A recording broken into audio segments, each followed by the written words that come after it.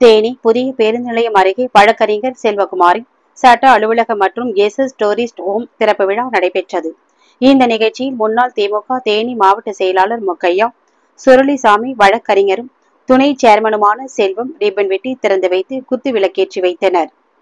இந்த திறப்பு விழா நிகழ்ச்சியில் தொழிலதிபர்கள் சன்னாசி பாண்டியராஜன், தேனி மாவட்ட நாடார் மகாஜன சங்க தலைவர் கணேஷ், பொறியாளர்கள் Radhakrishnan, Balamurugan, Theni plywood Rajasekaran, Jagannath Mishra, Theni royal lions பட்டய தலைவர் செல்வகணேஷ், ராமநாதன், தேனி அள்ளிநகரம் நகராட்சியில் நகரமன்ற உறுப்பினர்கள் பாலமுருகன், ராஜ்குமார், சுரேஷ்குமார், பிரசன்னா, தெய்வா, பால்பாண்டி, அழகேசன், தேனி வாசவி கிளப் செயலாளர் சரவணன், தேனி நகர ஹோட்டல் சங்க நிர்வாகிகள் உள்ளிட்ட நகரின் முக்கியஸ்தர்கள் ஏராளமானோர் கலந்து கொண்டனர்.